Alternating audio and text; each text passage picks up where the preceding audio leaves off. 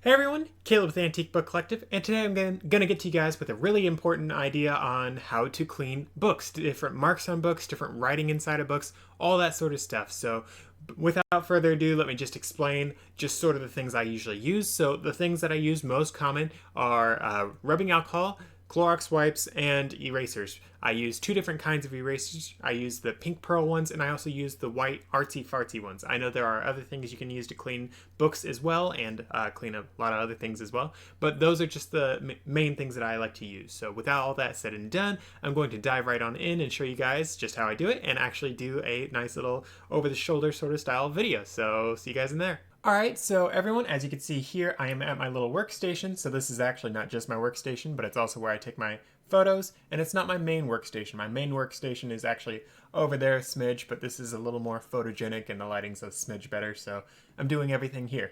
So as I already said, this video is going to be showing you guys how to get markings and whatnot out of various books. So as you guys can see here, I've got my tools of the trade.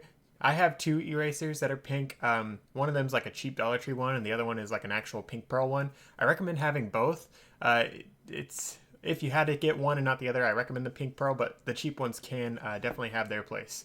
And the other one that you guys just have to have is a white one that is going to be like the artsy fartsy craft store kind of eraser. You guys will need this one, and there is a time and place for both. A lot of people will say only get the white ones, but there is absolutely a place for the pink ones as well. And something else that I have is got my mechanical pencil. I keep this one with the white eraser because this eraser sometimes works better than this one for things, sometimes not.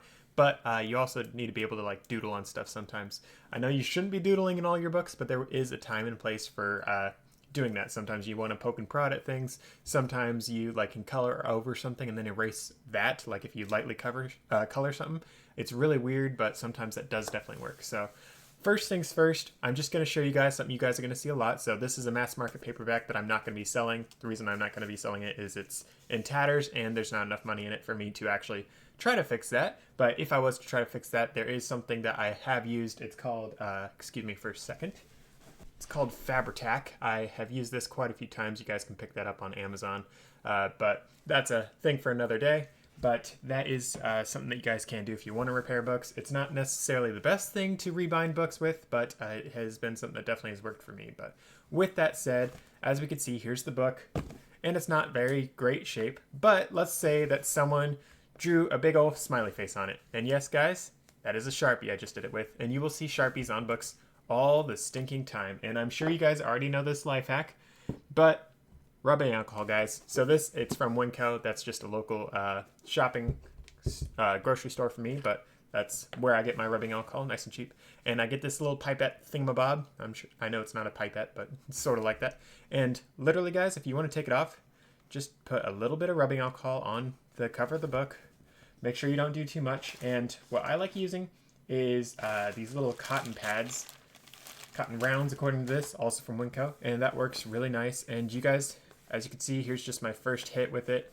I already got off a lot of the smiley face. I'm gonna keep rubbing, lightly rubbing, guys. It's nice and simple. Just take your time with these things, and you can't do it with every single book. Like for me with this book, it is glossy. I think you guys might be able to see that in the light, but it's a glossier book. So glossy books you can definitely hit with the alcohol. But as you guys can see, if you look really close, it's not taking it out completely. There's actually a little fold in the book right here on the cover. So that did get sucked into the pages of the book. But as I slowly work on this a little bit more and a little bit more, eventually it'll get to the point where the smiley face is a lot less detectable. And when it's a lot less detectable, again, just doing tiny little movements, not pressing hard. But the better you get it, the better condition you can sell the book for. So I know this isn't going to be the best example because I'm not going to get all the way out, but when you guys get like ex-library books, I know I've done this before, but when you get ex-library books, you'll have a lot of tape on those books, and it's really simple. You just do the same sort of thing, and it comes off of tape a whole lot better than it comes off of an actual book. So I'm still rubbing, and you guys can probably see that it's still there. It's definitely still there, but it's a lot less pronounced, and I'm just going to keep going. Oh, be careful not to knock stuff over. You might ruin stuff.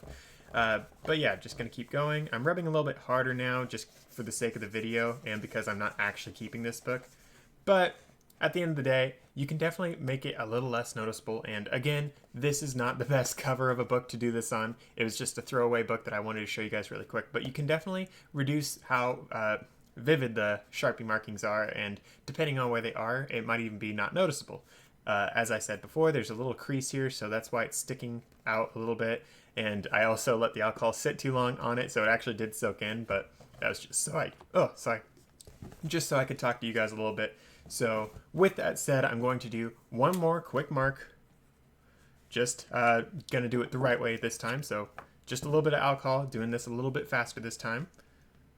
A little bit there, and this one should come off a lot easier because it was not sitting as long and because it's not actually on a crease. And as you guys can probably already see, that's already a pretty big improvement. And I'm just rubbing, rubbing, rubbing. All right, we're almost off entirely. Gonna keep on rubbing. And you guys will probably use a lot more alcohol than you guys are expecting you will, but as you do it longer, you'll just get to the point where it doesn't really matter how much you use because you realize that it's worth it in the end, because rubbing alcohol is dirt stinking cheap, and these books can really increase in value if you clean them off properly.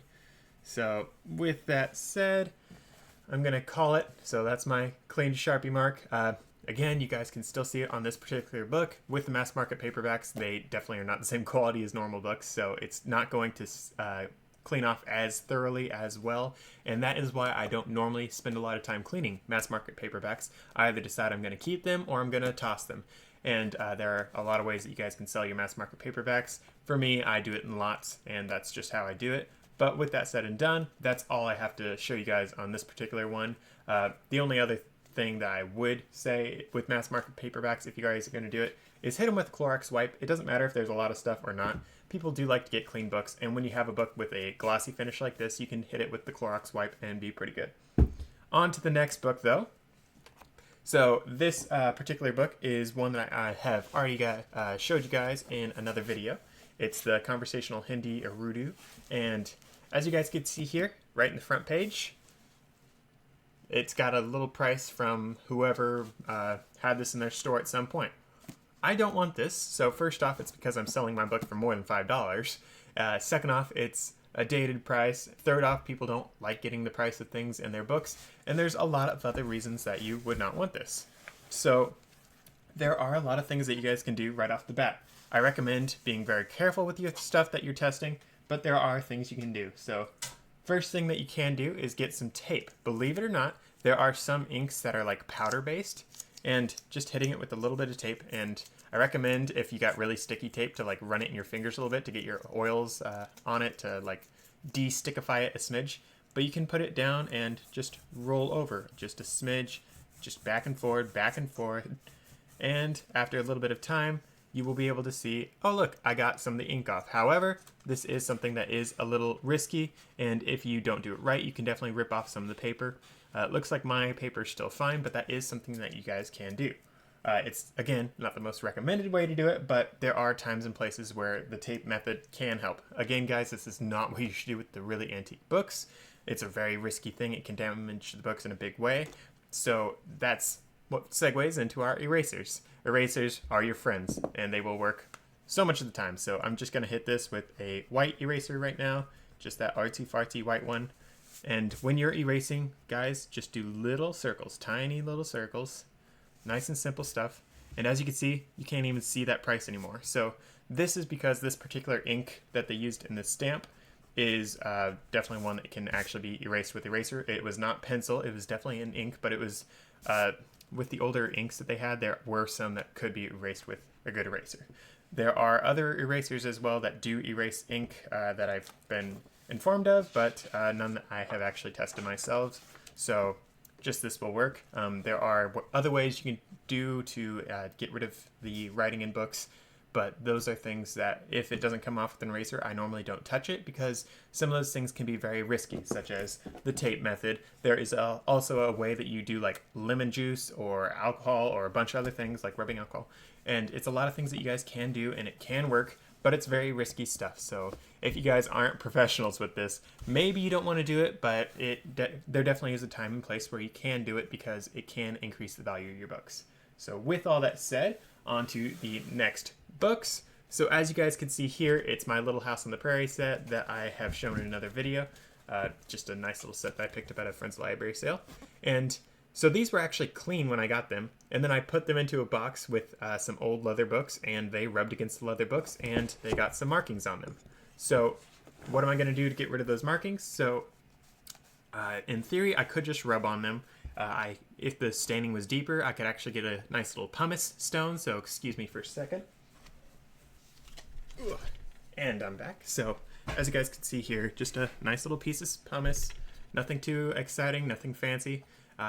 This is just like the tape method guide, guys. It's a really risky method. It could really damage the book, but it also could help. I've only used the pumice like 5 times on actual books that I've sold. Besides that, I've only used it for testing on stuff because I was told it was a good method.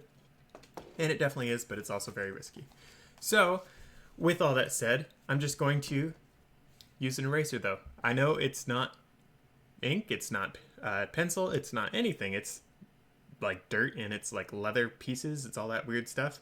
But believe it or not, an eraser can help. So when you guys are doing eraser stuff on books, like on the pages like this, be sure you are pinching, so the top and bottom of it. The reason why you want to pinch is so you don't get eraser shavings inside the book, because it can be really hard to remove once it's inside the book. So with that said, I am just pinching tightly as I lightly rub.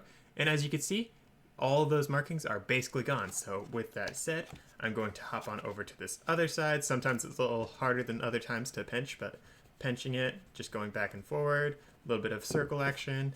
And once you're done, use your thumb to just wipe it off. And as you guys can see, basically good as new. Something that I will point out, however, is if you guys look really closely, there is a little sway in this book. It goes whoop, and that is because someone put a rubber band around this entire set of books, and that is something that you guys definitely want to watch out for and be careful with. Do not wrap your books with rubber bands, and especially do not wrap them with colored rubber bands. So if you guys will excuse me one more time, I'm going to skip time right now just so we can hop forward, but be right back. Alright, and I'm back. So, as you guys can see here, I grabbed a book, I grabbed some rubber bands, and I also grabbed some normal rubber bands. So, what I was going to say is, you guys could probably see these nasty booger things on this book, and these nasty boogers are actually just an old rubber band.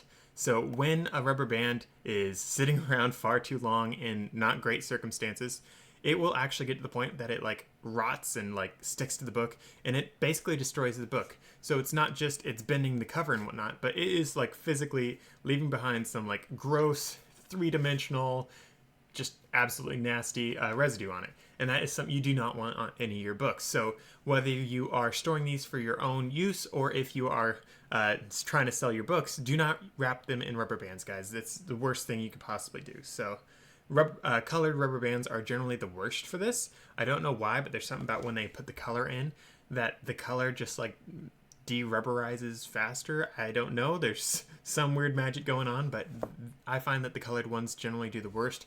If you absolutely have to, for some dumb reason, if you have to use a rubber band, use just a normal one. But again, guys, do not use rubber bands on your books. Like, I know I'm telling you, you can if you have to, but there shouldn't ever be a reason that you have to. If you want to keep your books together, guys, just put them in a box and keep them together. Do not wrap them in rubber bands. I don't care how lame the books might be to you.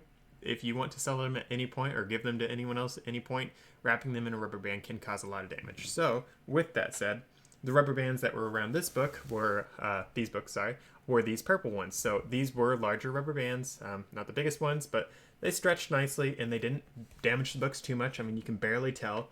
But if you're looking very closely, you can definitely tell that they were bent. So that is another reason why I say do not use rubber bands, is just because they end up bending the books, bending the covers, and this even happens with hardcover books. And there are times that the rubber band will slip, and sometimes it'll like slip into the text, and when it does that, it'll bend all the pages, it'll fold the pages, and that'll ruin those pages. And there's just so many things that can go wrong and do go wrong all the stinking time when you're using rubber bands, so don't wrap your books in rubber bands. So, with all that said and done, I believe that's everything we really have to go over here on cleaning books and all that sort of stuff. There are, of course, other things that we can do. If you guys ever have mold on your books, something that I have used in the past is rubbing alcohol on it, and that works great. But there, again, are other things that you guys can do and should do. And with all that said and done, I hope that this was informative for all you guys. I hope it really helped. Again, the stuff that I used was rubbing alcohol, this little tiny squirter thing. Sometimes, actually most of the time, you'll want to have Clorox wipes. You'll want to have your pink and white eraser. Mechanical pencil. I find the Bic ones are the best. Those are nice as well. You'll want to have your cotton rounds or even cotton balls work. And worst case scenario, some pumice. Worst case scenario, some tape. But again, those are the riskiest ones. You don't really want to use those 99% of the time because they can cause a lot of damage. And again, if you want to get rid of mold or stuff like that, rubbing alcohol can go a long way. Clorox wipes also do pretty well on stuff. Really depends. There is stuff that you guys can Google to learn all these things. A little more fanciful than what I do, but this is just how I do stuff in my business, and I hope that really helps. All right, thank you guys for your time. Thank you for watching along. I hope I was able to show you guys some cool tips for how to clean books and all that sort of stuff. If you guys want to learn more about eBay businesses in general or eBay antique book businesses more specifically, which is what I do, be sure to subscribe. Be sure to check out one of my other videos, and I will see you guys in the next one.